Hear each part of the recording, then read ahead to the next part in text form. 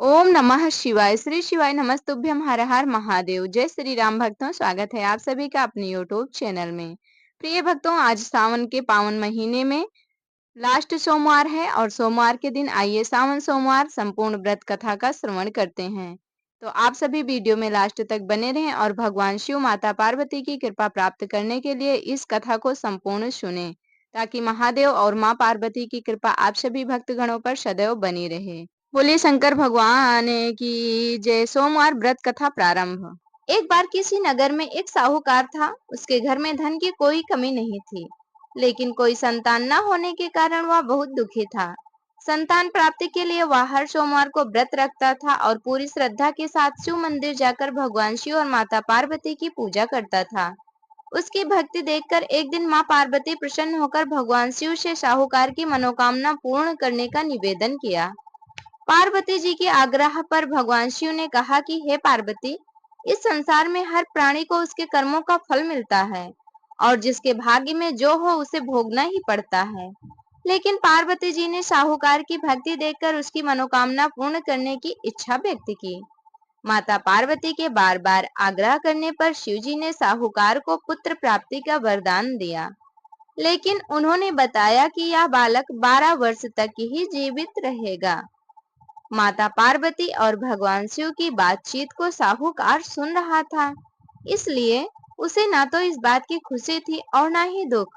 वह पहले की तरह शिव जी की पूजा करता रहा, व्रत कथा सुनता रहा।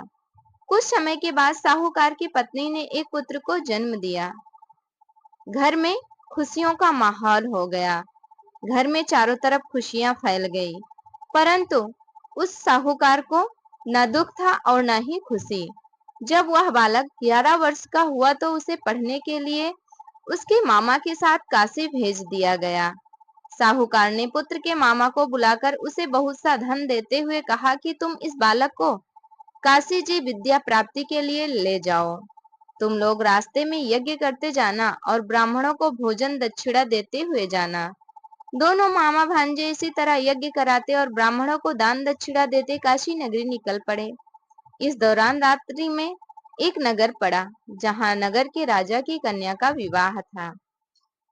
लेकिन जिस राजकुमार के साथ उसका विवाह होने वाला था, वह एक आंख से काना था। राजकुमार के पिता ने अपने पुत्र के काना होने की बात छुपाने के लिए सोचा, क्योंकि उसने ये नहीं बताया था कि मेरा पुत्र एक आंख से काना है।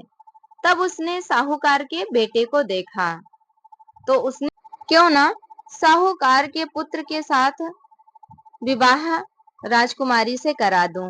विवाह के बाद इसको धन देकर विदा कर दूंगा और राजकुमारी को अपने नगर ले जाऊंगा। इससे किसी को पता भी नहीं चलेगा कि दूल्हा काना है। तो उसके बाद उसने उसके मामा से बात की। उसके मामा राजी हो गए। लड़के को दूल्हे के वस्त्र पहनाकर राजकुमारी के साथ विवाह करा दिया गया। दोनों का विवाह संपन्न हुआ। साहूकार का पुत्र बहुत ही ईमानदार था। उसे यह बातें सही नहीं लगी, इसलिए उसने अवसर पाकर अकेले में जब उसे अवसर मिला तो राजकुमारी के दुपट्टे पर लिख दिया कि तुम्हारा विवाह मेरे साथ हुआ है, लेकिन जिस राजकुमार के साथ तुमको विदा किया जाएगा, भेजा जाएगा, वह एक आंख से काना है। मैं तो काशी पढ़ने जा रहा हूँ। तब जब राजकुमारी ने चुन्नी पर लिखी बातें पढ़ी तो उसने अपने माता पिता को यह सारी बातें बताई। राजा ने अपनी पुत्री को विदा करने से मना कर दिया और बारात वापस चली गई। दूसरी ओर साहूकार का लड़का और उसका मामा काशी पहुंचे और वहां जाकर उन्होंने यज्ञ किया। जिस दिन लड़का 12 साल का हुआ उस दिन भी यज्ञ का आयोजन था। लड़के ने अपने मामा से कहा कि मेरी तबीयत कुछ ठीक नहीं है, मैं आराम करने जा रहा हूँ। मामा ने कहा कि तुम जाओ और जाकर अंदर आराम कर लो। शिव जी के वरदान अनुसार कुछ ही देर में उस बालक के प्राण निकल गए। जब मामा ने मृत भांजे को देखा तो उसने सोचा यदि मैं अभी रोना चालू कर दूंगा तो यज्ञ सफल नहीं होगा, इसलिए उसने रोना पीटना शुरू नहीं किया। यज्ञ जब संपूर्ण हुआ तो मामा ने विलाप करना शुरू कर दिया। संयोगवश उसी समय शिव जी और माता पार्वती उधर से जा रहे थे। पार्वती माता ने भोलेनाथ से कहा, स्वामी, मुझे इसके रोने के स्वर सहन नहीं हो रहा है। आप इस व्यक्ति के कष्ट को अवश्य दूर करें। जब शिव जी और माता पार्वती मृत बालक के समीप गए तो वह बोले कि यह उसी साहूकार का पुत्र है जिसे मैंने 12 वर्ष की आयु का वरदान दिया था। अब इसकी आयु पूरी हो चुकी है। लेकिन मातृभाव से विभोर माता पार्वती ने कहा कि हे महादेव, आप इस बालक को और आयु देने की कृपा करें, अन्यथा इसके वियोग में इसके माता पिता भी तड़प तड़प कर मर जाएंगे। माता पार्वती के पुनः बार बार आग्रह करने पर भगवान शिव ने उस लड़के को जीवित होने का वरदान दिया। शिव जी की कृपा से वह लड़का जीवित हो गया। काशी जी में शिक्षा पूरी करके लड़का मामा के साथ अपने नगर की ओर वापस चल दिया। दोनों चलते हुए उसी नगर में पहुंचे जहां उसका विवाह हुआ था। उस नगर में भी उन्होंने महायज्ञ का आयोजन किया था और सभी को निमंत्रित किया था। उस महायज्ञ में लड़की के पिता भी पहुंचे।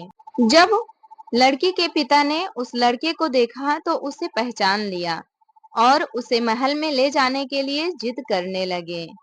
उसके बाद दोनों मामा भांजे को मनाए और अपने महल में ले गए। अपने महल में ले जाकर उसकी खातिरदारी की और उसके बाद में राजकुमारी को उस लड़के के साथ विदा कर दिया।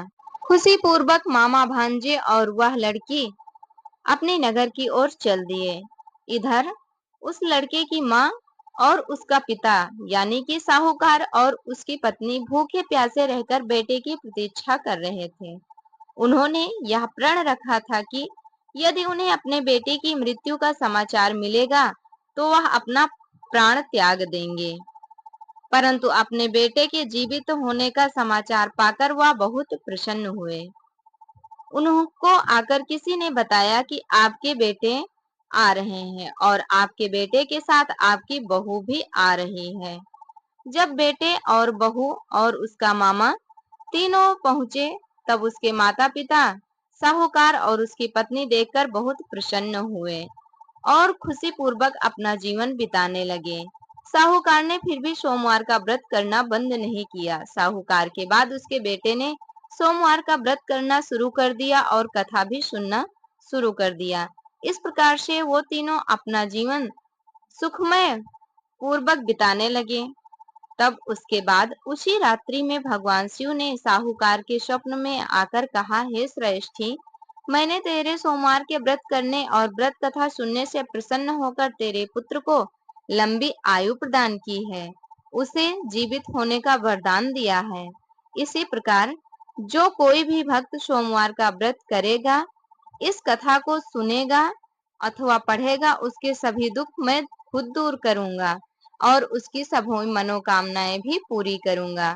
जो भी व्यक्ति सच्ची श्रद्धा और सच्ची मन से सोमवार का व्रत करते हैं और कथा सुनते हैं अथवा सुनाते हैं, उनकी सभी मनोकामनाएं पूर्ण होती हैं।